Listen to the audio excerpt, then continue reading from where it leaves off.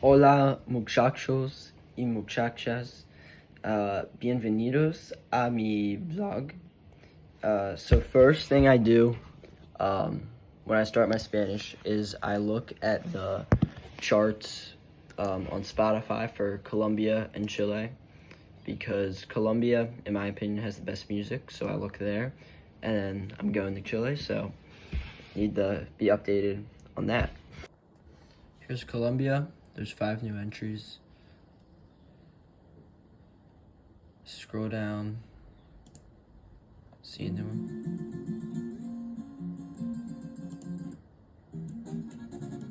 See if I like it.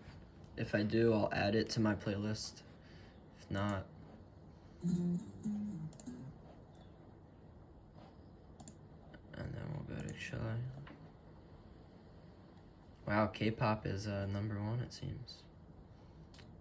But this guy, Kid Voodoo, seems to be the most popular artist in Chile most of the time. There's also Chris MJ. He's the one who sings Gata Only, if you know that. But yeah. Then after, I go to my Spanish playlist, and usually I listen to this while I'm doing some homework, so let's fast forward to that.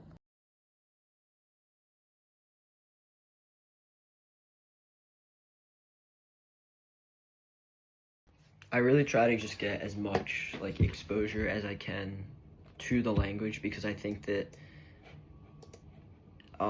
having a good accent and also just being able to recognize words is good. I'm not saying that when I listen to these songs I can recognize and decipher all the words, but there's definitely a lot more now versus the beginning that I recognize in the song, so that's obviously some progress. Next, we're going to be doing a language transfer episode. They're around 10 minutes long, and it's just audio, pure audio. And yeah, I've learned a lot from them, so I'll check back in then.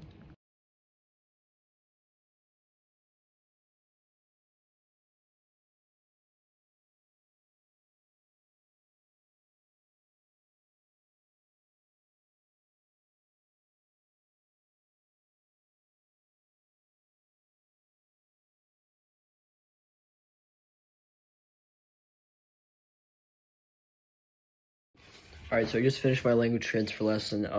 Today it was focusing on the 2 words for for in Spanish, para and por, and kind of when to use them.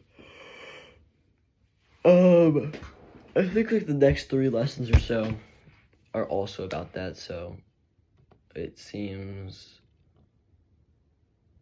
that it's important enough and complicated enough that they're spending this much time. So I'm definitely gonna work on that. The next thing I'm doing today is I'm gonna be watching an episode of Villa Dolce or Via Dolce. Not I can't recommend it to anyone, unfortunately, but it is a Chilean kids show, so yeah. I'll see you then.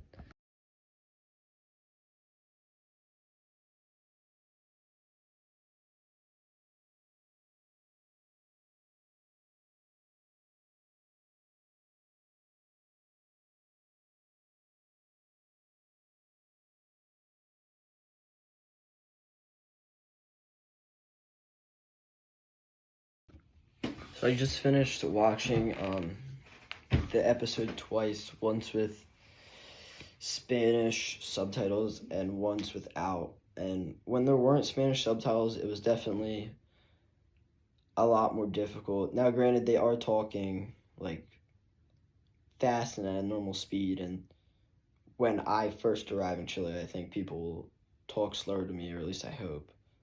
Um, but yeah. So, in an attempt to summarize the episode in Spanish, I would say, en el episodio, los marcianos llegan a la Villa Dolce y la gente se asusta. So basically, I think what I just said is like in the episode, Martians arrived in Villa Dolce, and people were scared. Um, yeah, I didn't know how to say scared, so I searched it up. So hopefully, um, asusta is the right word, but yeah.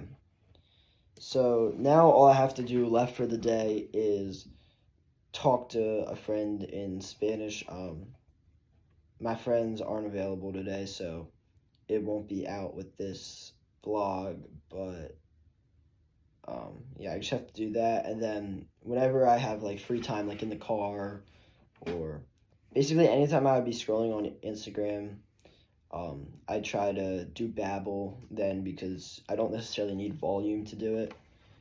Um, so yeah, thank you all for watching my vlog. I think today was a decently productive day. I think watching the episode without the subtitles was definitely, I don't want to say a humbling experience because I knew it wasn't going to be easy at all, but I think I don't think I can achieve everything I set out to in this. I think it's much more difficult. I think that 5 minute conversation I wanted to have in Spanish is now, I think, more realistically 2 minutes. Um, yeah. My current issue is definitely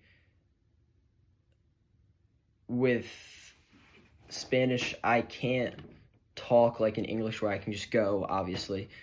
So I think it would be useful to learn maybe some filler words, some filler sounds. Like we say, I know a lot of the times they'll say, um, and that'll allow me more time to think and also like maybe calm my nerves a little bit. But yeah, overall, I think that by the time I go to Chile, after finals are over, I'm gonna be trying to put in around an hour a day. Um, and yeah, I think by the time I go to Chile, I'll be as ready as I can be. So yeah, thank you all for watching.